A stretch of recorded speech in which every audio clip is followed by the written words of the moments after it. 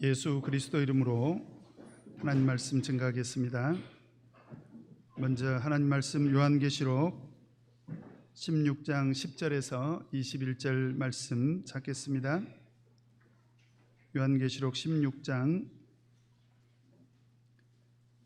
10절에서 21절 말씀 제가 읽겠습니다.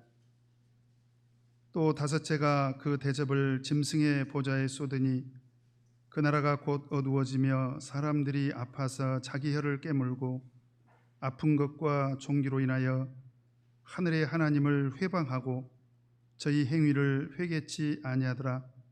또 여섯째가 그 대접을 큰 강 유브라데에 쏟음에 강물이 말라서 동방에서 오는 왕들의 길이 예비되더라.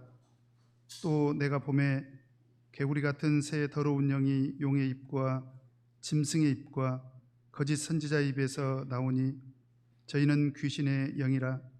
이적을 행하여 온 천하 임금들에게 가서 하나님 곧 전능하신 이의 큰 날에 전쟁을 위하여 그들을 모으더라. 보라, 내가 도적같이 오리니 누구든지 깨어 자기 옷을 지켜 벌거벗고 다니지 아니하며 자기의 부끄러움을 보이지 아니하는 자가 복이 있도다. 새 영이 히브리음으로 아마겟돈이라 하는 곳으로 영들을 모으더라. 일곱째가 그 대접을 공기 가운데 쏟음에 큰 음성이 성전에서 보좌로부터 나서 가로되 되었다 하니 번개와 음성들과 뇌성이 있고 또 큰 지진이 있어 어찌 큰지 사람이 땅에 있어오므로 이같이 큰 지진이 없었더라. 큰 성이 세 갈래로 갈라지고 만국의 성들도 무너지니 큰 성 바벨론이 하나님 앞에 기억하신 바 되어 그의 맹렬한 진노의 포도주 잔을 받음에 각 섬도 없어지고 산악도 간데 없더라. 또 중수가 한 달란트나 되는 큰 우박이 하늘로부터 사람들에게 내림에 사람들이 그 박제로 인하여 하나님을 회방하니 그 재앙이 심히 큼이러라. 아멘. 오늘 이 시간에는 하나님의 진노의 일곱 대접 두 번째 시간 같이 공부하고 은혜를 나누도록 하겠습니다. 계시록 16장은 일곱 대접에 관한 기록이 있습니다. 이미 말씀드린 대로 일곱 대접은 하나님의 진노의 대접이고요. 그리고 이 대접은 바로 마지막 재앙이라는 말씀 드렸습니다. 그래서 계시록 15장 1절에 보면 일곱 천사가 일곱 재앙을 가졌으니 곧 마지막 재앙이라. 하나님의 진노가 이것으로 마치리로다 이렇게 기록하고 있지 않습니까? 그래서 오늘 저희가 이제 두 번째 시간 다섯째 대접부터 일곱째 대접까지 공부하도록 하겠습니다. 먼저 우리 10절 같이 한번 읽겠습니다. 시작. 또 다섯째가 그 대접을 짐승의 보좌에 쏟으니 그 나라가 곧 어두워지며 사람들이 아파서 자기 혀를 깨물고. 지금 다섯째가 그 대접을 어디에 쏟았습니까? 짐승의 보좌에 쏟았다라는 것이요. 보좌에 쏟았다. 여러분, 이 보좌는 이제 왕의 보좌입니다. 왕이 앉는 그런 보좌죠. 왕이 있다라고 한다면 바로 이 보좌는 나라를 상징합니다. 그러면 짐승의 보좌에 대접을 쏟았다는 얘기는 무엇을 의미하고 있습니까? 바로 짐승의 나라가 존재한다라는 거죠. 여러분, 우리 계시록의 큰 주제가 뭐라고 그랬습니까? 말세에 나타난 하나님의 구속의 역사라고 제가 말씀을 드렸고요. 그리고 그 구속은 어디에서 이루어진다라고 했습니까? 바로 하나님의 나라에서 그 구속이 성취가 됩니다. 그래서 계시록 11장 15절에 보면 우리 한번 찾아볼까요? 계시록 11장 15절을 보면 같이 한번 읽겠습니다. 시작. 일곱째 천사가 나팔을 불매 하늘에 큰 음성들이 나서 가로되 세상 나라가 우리 주와 그 그리스도의 나라가 되어 그가 세세토록 왕노릇 하시리로다 하니. 일곱째 천사가 나팔을 불 때 세상 나라가 주와 그 그리스도의 나라가 됐다. 됐다는 것은 기노마입니다. 완성이 됐다라는 거죠. 그래서 하나님의 나라가 이루어졌는데 마찬가지로 짐승의 나라도 있다라는 것입니다. 그런데 바로 그 다섯째 천사가 대접을 어디에 쏟았다는 거예요? 짐승의 보좌에 쏟았다는 것은 바로 짐승의 나라가 이제 심판을 받게 된다라고 하는 것입니다. 왜 짐승의 나라가 심판을 받게 될까요? 그 짐승의 나라가 어디로부터 왔길래 그렇습니까? 우리 계시록 13장 2절 한번 보도록 하겠습니다. 이렇게 연관 구절을 알려드릴 때 잘 찾아서 기록을 해두시기 바랍니다. 계시록 13장 2절을 보면 자, 같이 한번 읽겠습니다. 시작. 내가 본 짐승은 표범과 비슷하고 그 발은 곰의 발 같고 그 입은 사자의 입 같은데 용이 자기의 능력과 보좌와 큰 권세를 그에게 주었더라. 여기서 나타난 짐승은 어디에서 나타난 짐승입니까? 바다에서 나타난 짐승이죠. 그런데 그 바다에서 나타난 그 짐승의 배후에 누가 있습니까? 용이 있다는 거예요. 용은 바로 누구를 의미하고 있습니까? 12장 9절에 보면 다 잘 아시는 말씀입니다만은 12장 9절 같이 읽겠습니다. 시작. 큰 용이 내어 쫓기니 옛뱀 곧 마귀라고도 하고 사단이라고도 하는 온천하를 꿰는 자라 그랬죠? 여기서 용은 누구를 말하고 있습니까? 마귀, 사단을 말하고 있습니다. 그러니까 이 짐승의 배후에는 용이 있다는 거예요. 사단이 있다는 것입니다. 그런데 그 용이 그 짐승에게 무엇을 주었습니까? 자기 능력도 주고요. 마귀는 얼마나 능력이 큽니까? 그 다음에 또 무엇을 주었습니까? 보좌를 주었다는 거예요. 보좌. 이 보좌는 왕의 보좌라고 제가 말씀을 드렸습니다. 자, 그렇다면 이 짐승의 보좌는 본질상 사실은 누구의 보좌라고 할 수가 있습니까? 누가 줬어요? 그거를 마귀가 준 거잖아요. 그러면 본질적으로 그 짐승의 보좌는 누구의 보좌입니까? 사실은 사단의 보좌인 거죠. 마귀의 보좌인 거죠. 그래서 짐승의 나라는 본질상 사단의 나라라고 말씀드릴 수가 있습니다. 왜냐하면 이 짐승의 보좌는 마귀의 지배를 받는 그런 보좌요 나라이기 때문에 그렇다라고 하는 거죠. 그래서 다섯째 대접이 쏟아질 때 바로 이 짐승의 나라가 심판을 받는다는 것입니다. 그러면 어떻게 심판이 임할까요? 우리 계시록 16장으로 다시 돌아가서 어떻게 심판이 임합니까? 10절 한 번 더 읽겠습니다. 시작. 또 다섯째가 그 대접을 짐승의 보좌에 쏟으니 그 나라가 곧 어두워지며 흑암이 찾아왔어요. 그리고 사람들이 아파서 어느 정도로 아파요? 자기 혀를 깨물 정도로. 여러분 언제 혀를 깨물어요? 맛있는 거 먹다가 죽고 싶을 때. 실제로 자기 혀를 깨물고 자살한 사람도 있습니다. 도저히 견딜 수 없는 그런 고통을 겪을 때 혀를 깨물지 않습니까?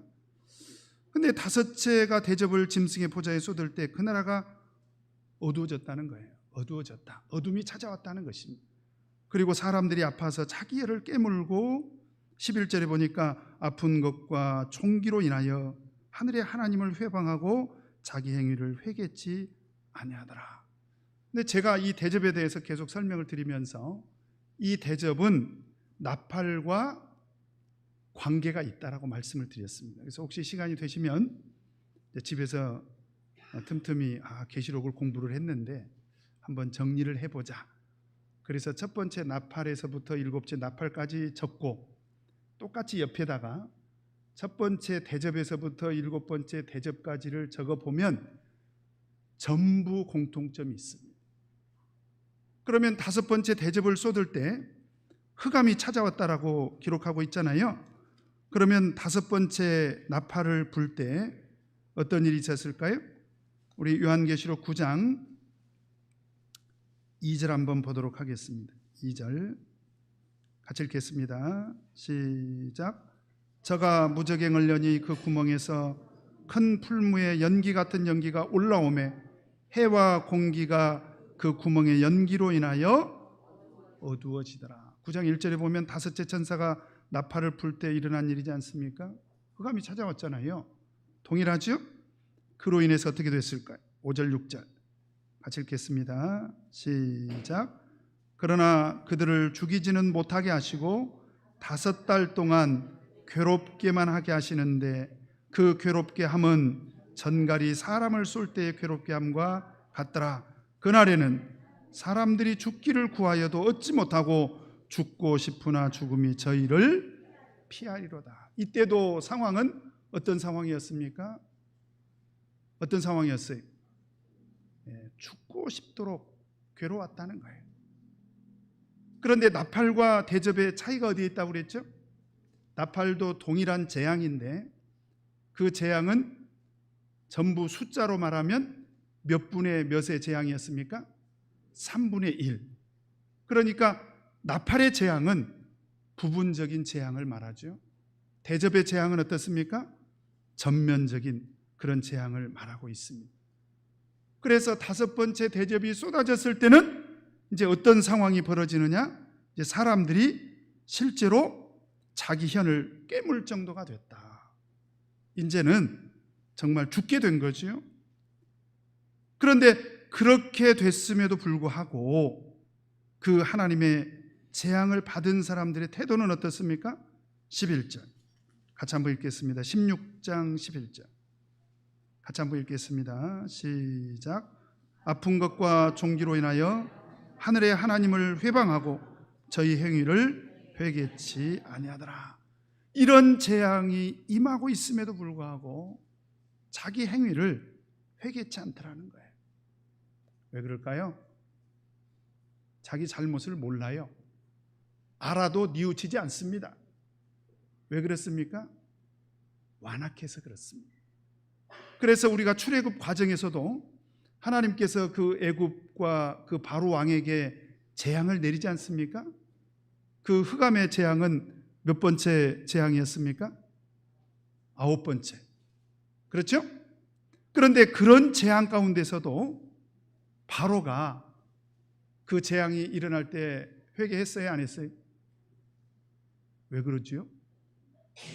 10번씩이나 재앙을 당했는데요. 왜 회개를 안 했을까요? 출애굽기 7장 13절에 보니까 그러나 그런 재앙이 일어났음에도 불구하고 그러나 바로의 마음이 어떻게 해요? 강팍하여 그들을 듣지 아니하니 여호와의 말씀과 같더라.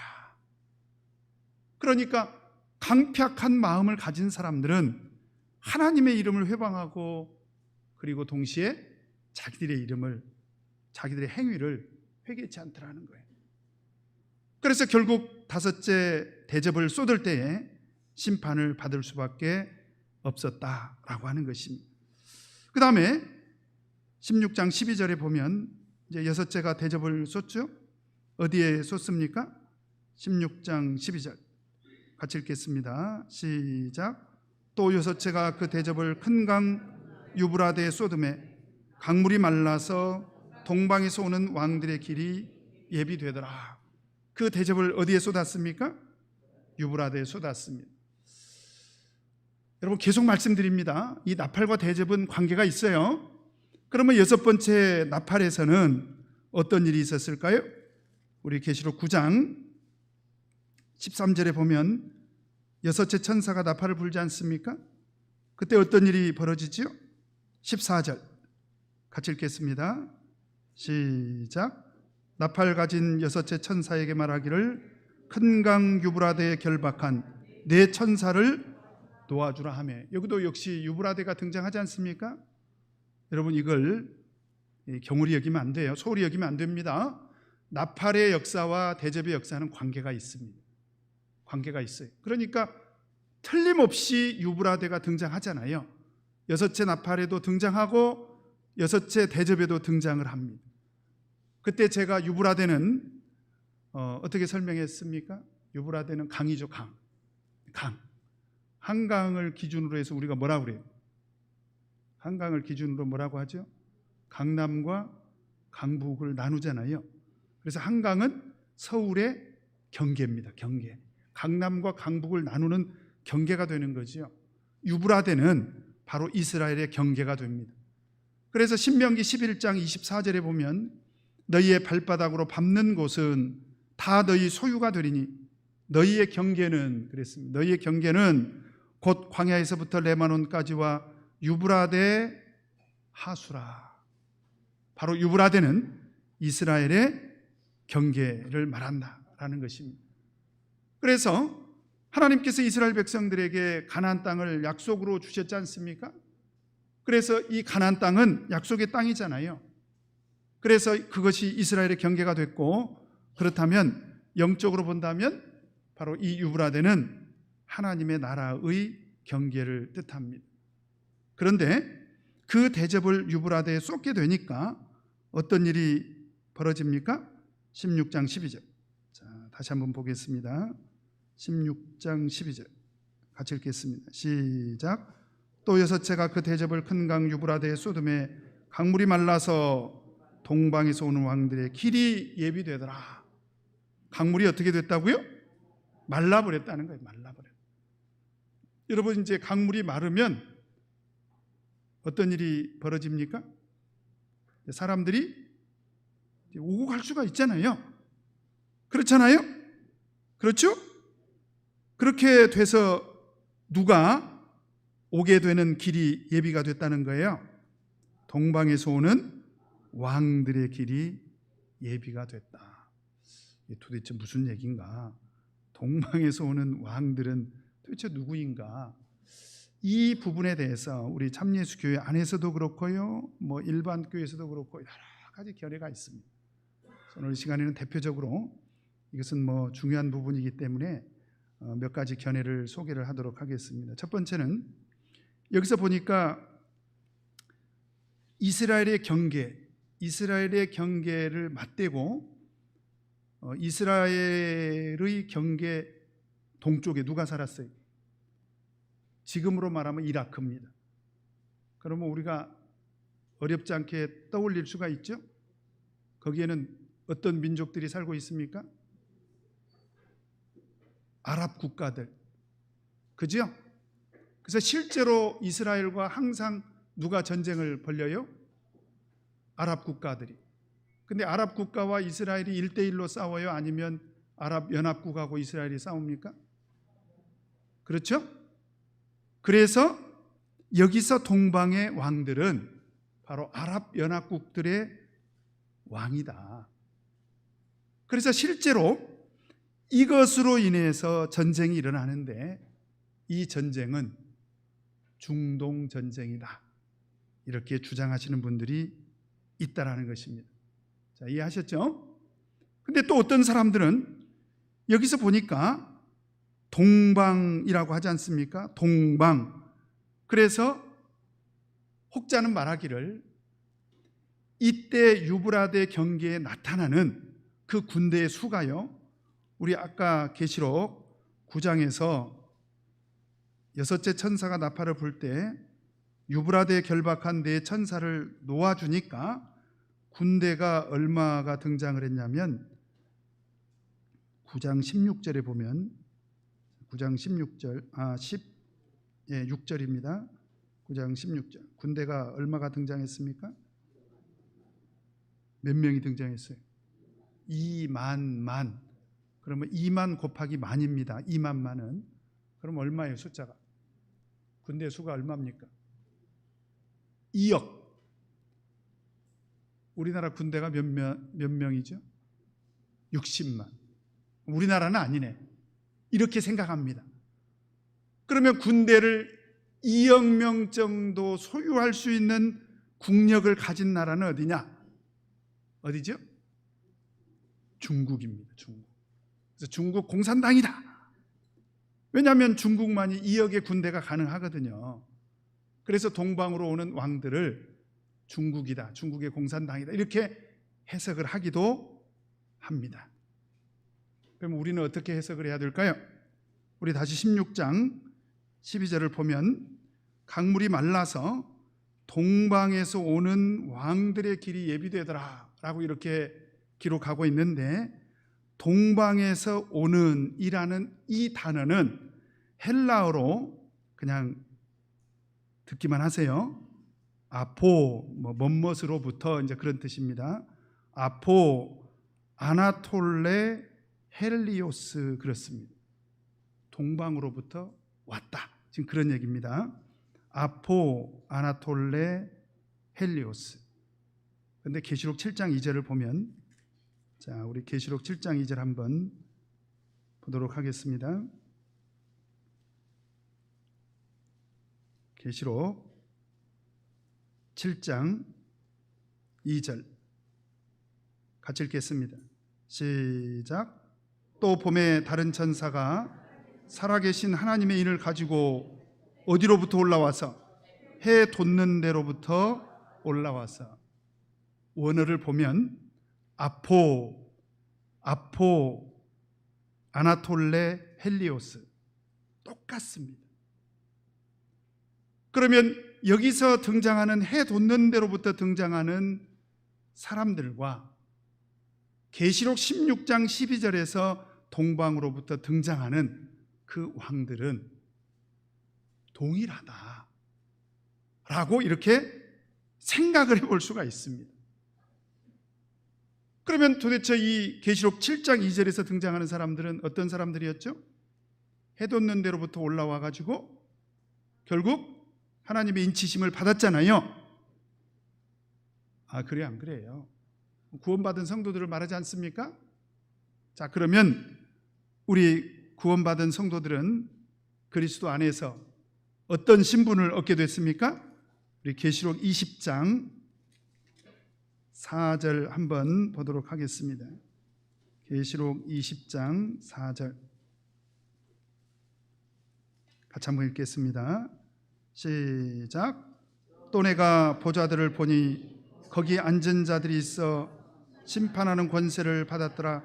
또 내가 보니 예수의 증거와 하나님의 말씀을 인하여 목배임을 받은 자의 영혼들과 또 짐승과 그의 우상에게 경배하지도 아니하고 이마와 손에 그의 표를 받지도 아니한 자들이 살아서 그리스도로 더불어 1000년 동안 왕노릇을 한다. 이 사람들이 누굽니까?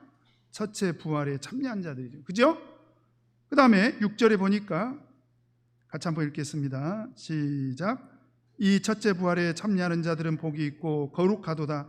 둘째 사망이 그들을 다스리는 권세가 없고 도리어 그들이 하나님과 그리스도의 제사장이 되어 1000년 동안 그리스도로 더불어 왕노릇 하더라. 그래서 계시록 22장 5절에도 보니까요, 22장 5절 같이 한번 읽겠습니다. 시작.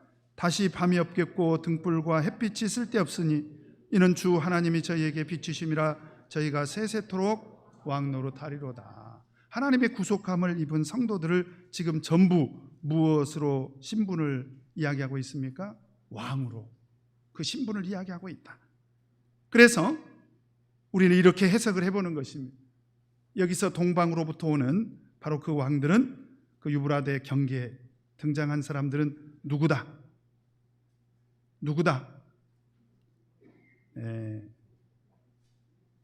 동방으로부터 해 돋는 곳으로부터 등장한 구속함을 입은 말세의 참교의 성도들이라는 거예요.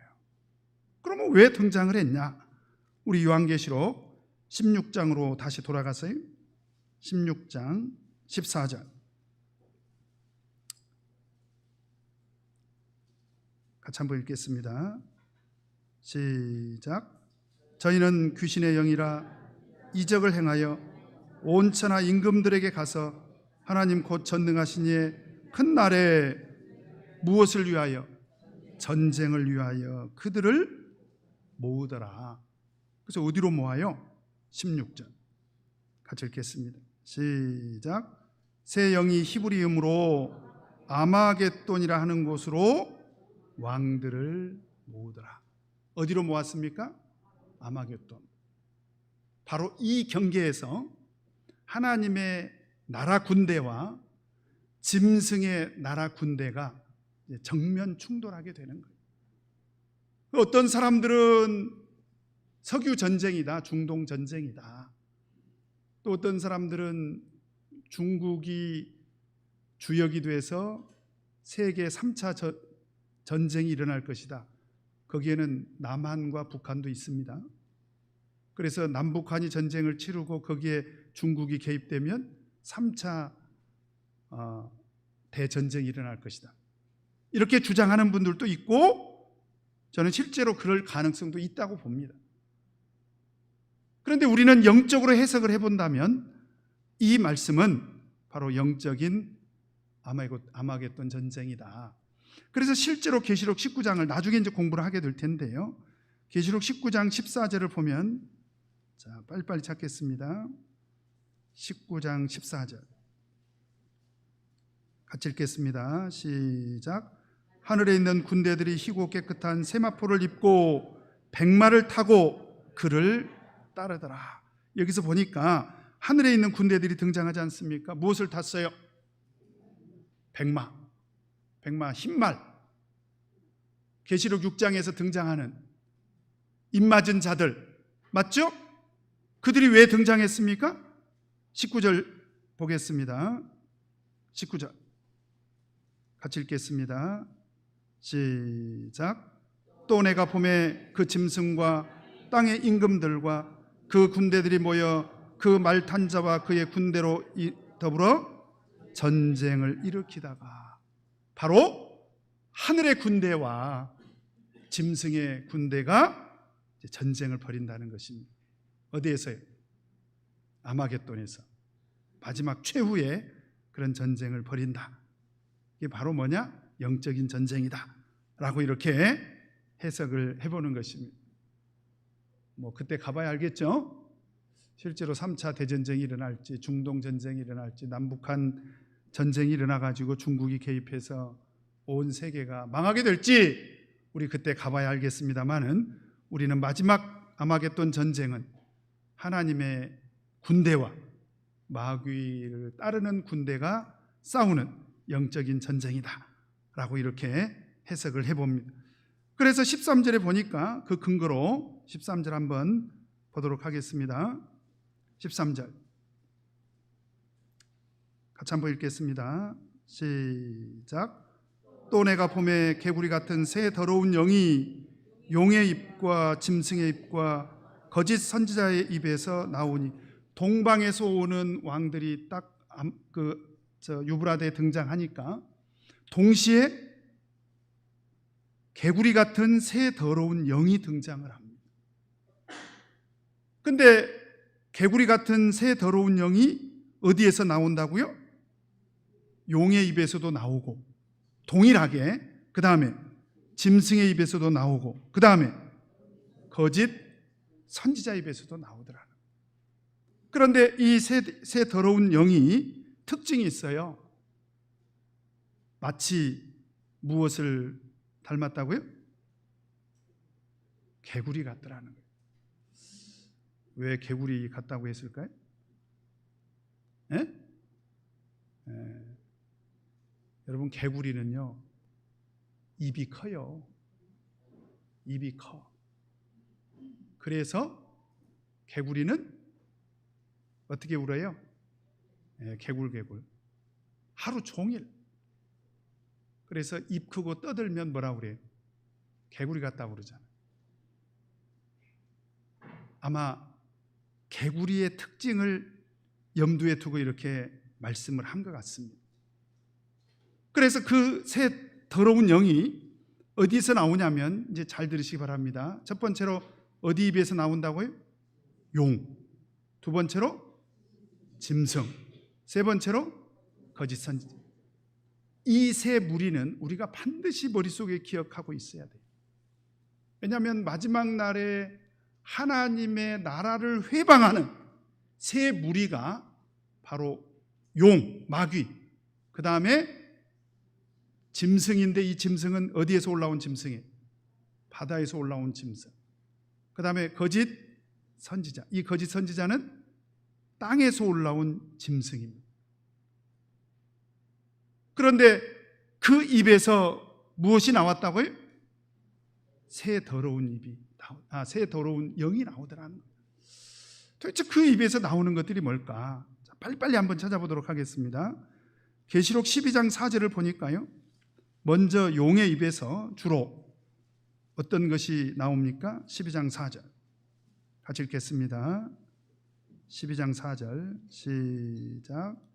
그 꼬리가 하늘 별 3분의 1을 끌어다가 땅에 던지더라. 용이 해산하려는 여자 앞에서 그가 해산하면 그 아이를 어떻게 하려고 합니까? 삼키려고 하더라. 여러분, 마귀의 입의 특징은 뭐냐면 삼키는 입입니다. 그래서 베드로전서 5장 8절에도 보니까 근신하라 깨어라 너희 대적마귀가 우는 사자같이 두루다니며 누구를 찾는다고 그랬습니까? 삼킬 자를 찾는다는. 그러니까 용에게 미혹되는 사람들은 바로 그 용의 입에서 나오는 그 새 더러운 영에 의해서 미혹된 거예요. 그러면 마귀에게 그냥 집어 삼키운 바가 되는 것입니다. 그 다음에 짐승의 입은 13장 2절에 보니까 같이 한번 보겠습니다. 시작. 내가 본 짐승은 표범과 비슷하고 그 발은 곰에 발같고 그 입은 사자 입 같은데 용이 자기의 능력과 보좌와 큰 권세를 그에게 주었더라. 이 짐승의 입은 아주 사납게도 누구의 입처럼 됐다고요? 사자 입처럼 돼서 어떤 일을 합니까? 5절 6절 같이 읽겠습니다. 시작. 또 짐승이 큰 말과 참남낸 말하는 입을 받고 또 42달 일할 권세를 받으니라. 짐승이 입을 벌려, 개구리처럼 입을 벌려서 그러겠죠? 누구를 향해서? 하나님을 향하여 무엇을 합니까? 회방을 합니다. 그래서 그의 이름과 그의 장막 곧 하늘에 거하는 자들을 어떻게 해요? 회방을 하더라. 하나님을 회방하고 바로 하나님으로부터 구속함을 입은 하나님의 백성들을 회방하더라. 그 다음에 거짓 선지자의 입은 어떻게 등장합니까? 계시록 13장 11절. 자, 같이 한번 읽겠습니다. 시작. 또 내가 봄에 또 다른 짐승이 땅에서 올라오니 모습이 어떤 모습으로 등장합니까? 새끼 양같이 두 뿔이 있고 용처럼 말하더라. 이 사람의 모습이 이제 중요합니다. 이 사람은 새끼 양은 계시록에서 어린 양입니다. 누구죠? 겉으로는요 예수님과 가장 가까운 모습으로 등장을 해요. 친절합니다. 밥도 잘 사줘요. 예수님처럼 똑같이 행동을 합니다. 근데 중요한 것은 그 사람의 입에서 미혹의 말이 나온다는 거예요. 여러분, 그래서 마지막 날에는요 하나님의 종들을 바라볼 때 제 양반이 친절한지 안 친절한지 그런 거 별로 관심 갖지 마시고 그 사람의 입에서 어떤 말이 나오는지. 그런데 거짓 선지자의 특징은 뭐냐? 용의 말을 하더라는 거예요. 여러분, 용은 어떤 존재입니까? 마귀죠, 마귀. 우리를 미혹하려고 나타난 그런 존재입니다.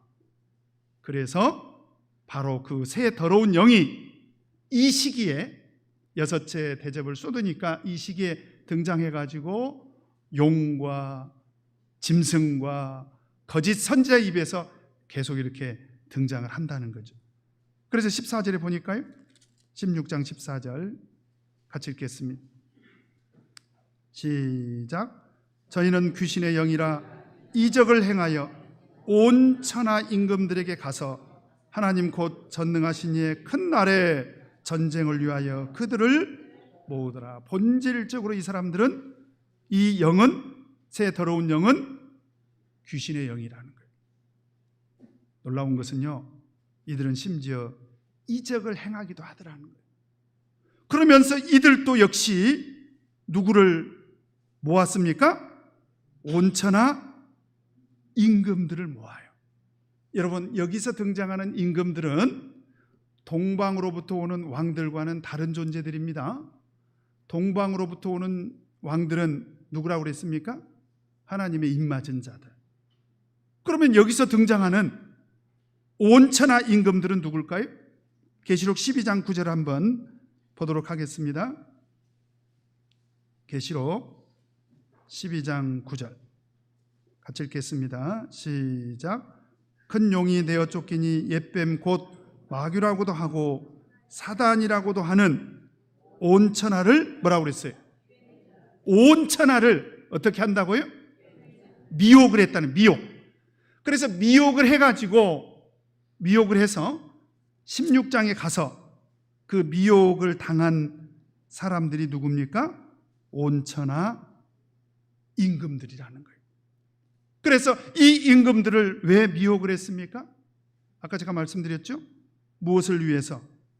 전쟁을 위해서 그들을 모으더라는 거예요. 어디에 모아가지고?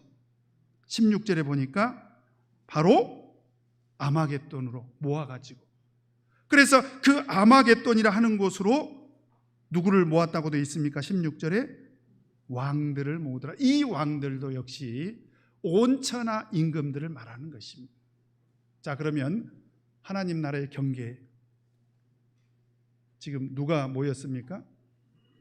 동방으로부터는 왕들하고 그 다음에 온천하 임금들하고 지금 같이 모였죠? 왜 모였을까요? 전쟁을 위해서. 이 전쟁은 최후의 전쟁입니다. 우리 계시록 20장 9절을 보면 같이 한번 보겠습니다. 계시록 20장 9절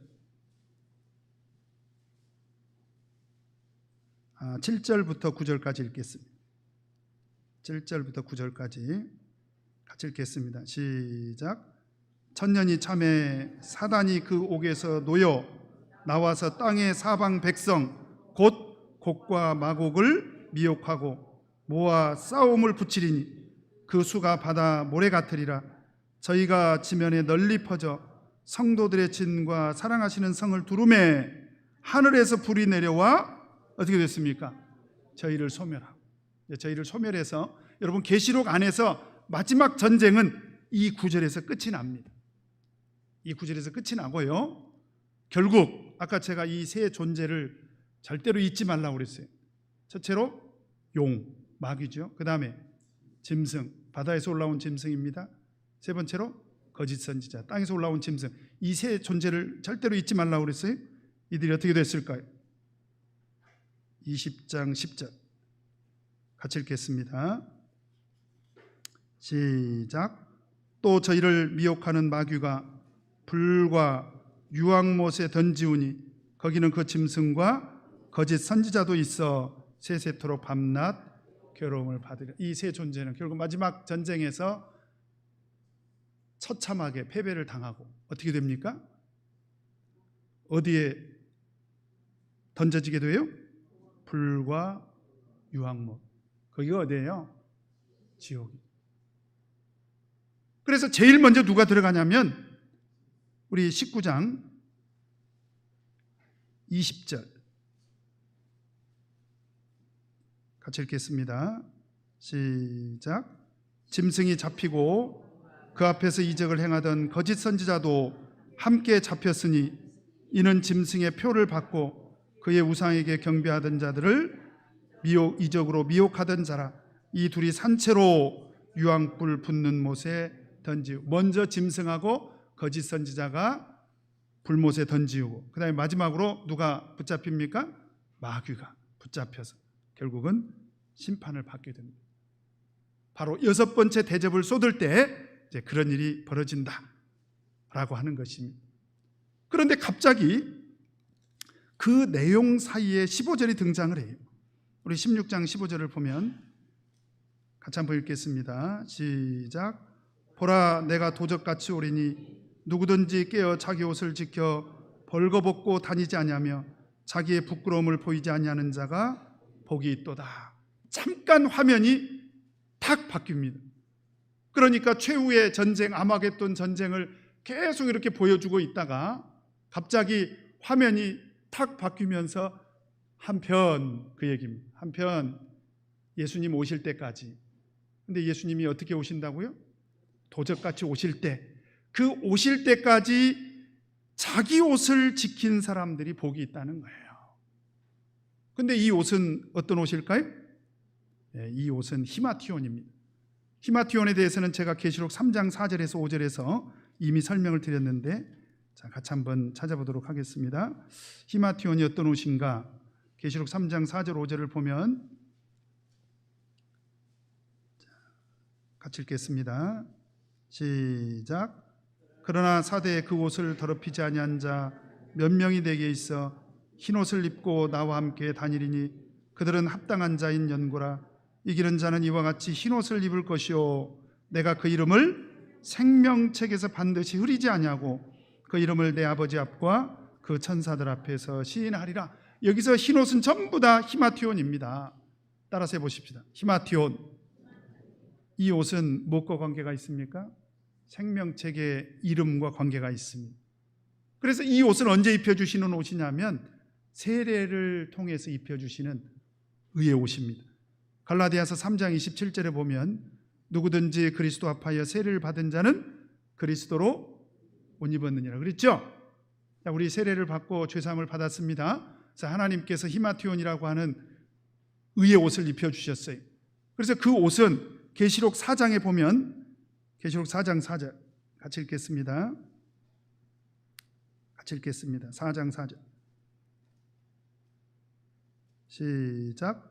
또 보좌에 둘려 24 보좌들이 있고 그 보좌들 위에 24 장로들이 무엇을 입었습니까? 흰 옷을 입고 머리에 금면류관을 쓰고 앉았더라. 여기서 흰 옷도 역시 히마티온입니다. 그 옷을 언제까지 입고 있어야 됩니까? 언제까지? 예수님 오실 때까지. 어떤 분들은 그런 얘기를, 세례는 한 번 받으면 되는 거 아닌가? 그렇죠? 그래 안 그래요? 근데 문제는 어디에 있느냐? 한 번 세례를 받고 어떤 사람은 옷을 벗어버린 사람들이 있다는 거예요. 지금 계시록 16장 15절에서 하는 얘기가 그 얘기입니다. 보라 내가 도적같이 오리니 누구든지 깨어 자기 옷을 지켜야 되는데 벌거벗고 다니는 사람들도 있고 자기의 부끄러움을 보이는 사람들도 있다는 거예요. 어떤 사람들입니까? 예수 그리스도 이름으로 세례를 받았는데도 불구하고 이것이 얼마나 귀한 것인지를 몰라요. 그러면 신앙생활 해야 안 해요? 안 하죠. 그것을 말하는 것입니다. 그러니까 우리가 생각할 때 형식적으로는 세례를 받았어요? 그러면 하늘나라 갔으면 좋겠죠. 저도 그랬으면 좋겠어요. 그런데 계시록 16장 15절에서 이야기하고 있는 것은 뭐냐? 그 옷을 벗어버린 사람들이 있다는 거예요. 세례는 오래전에 받았는데 신앙생활에도 별로 흥미가 없어. 그리고 예수님이 십자가로 우리 죄를 사했다는데 그게 믿어지지도 않아. 교회 가는 게 귀찮아. 교회 가면 자꾸 성가시게 하고 이것도 하지 마라 저것도 하지 마라. 그러니까 점점 그 옷이 귀찮아지는 거예요. 그래서 결국 세례를 받았어도 그냥 다 옷을 벗어버리고 사는 것입니다. 그런데 예수님이 갑자기 도적같이 오죠? 그럼 어떻게 되겠습니까? 그 옷을 벗어버리는 거다. 그래서 마지막 예수님 오실 때까지 우리는 어떻게 해야 되겠습니까? 어떻게 해야 되겠어요? 이 옷을 지켜야 돼요. 그죠? 자, 이 옷을 꼭 지키시기 바랍니다. 히마티온을 지켜야 된다는 거죠. 자, 그 다음에 마지막으로 7번째 대접을 쏟아보도록 하겠습니다. 17절 같이 읽겠습니다. 시작. 7제가 16장입니다. 16장 17절 시작. 7제가 그 대접을 공기 가운데 쏟음에 큰 음성이 성전에서 보좌로부터 나서 가로되 되었다 하니, 이제 됐다는 거예요. 이것도 역시 기노마입니다. 완성됐다, 이제 완료됐다, 지금 그런 얘기입니다. 자, 계속 말씀드리지만 7번째 나팔과 7번째 대접도 역시 관계가 있습니다. 어떤 관계가 있습니까? 우리 계시록 11장 15절. 자, 한 번 더 읽겠습니다. 아까 읽었는데, 자, 같이 읽겠습니다. 11장 15절 시작. 7째 천사가 나팔을 불매 하늘에 큰 음성들이 나서 가로되 세상 나라가 우리 주와 그 그리스도의 나라가 되어 무엇이 됐다고요? 하나님의 나라가 됐다는 거예요. 하나님의 나라가 이제 완성이 됐습니다. 하나님의 구속이 완성이 됐어요. 일곱째 나팔에 그렇게 됐습니다. 그러면 일곱 번째 대접 때는 무엇이 됐다는 것입니까? 하나님의 재앙이, 마지막 재앙이 이제 완료가 됐다. 그래서 제가 계시록을 통해서 계속 말씀드리는데, 계시록 안에는 큰 주제는 하나님의 구속이지만 하나님의 구속 안에는 동시에 무엇이 있다는 것입니까? 하나님의 심판이 있다는 거예요.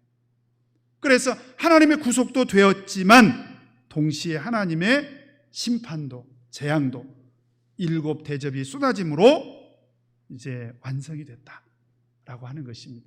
이때 어떤 일이 벌어질까요? 18절 같이 읽겠습니다. 시작.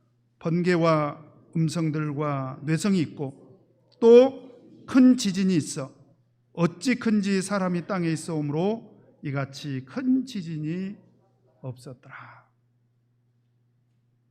지금 이때 어떤 일이 벌어진다고요? 큰 지진이 일어난다는 거예요. 그런데 이 지진은 어떤 지진이라고요? 전무후무한 지진입니다.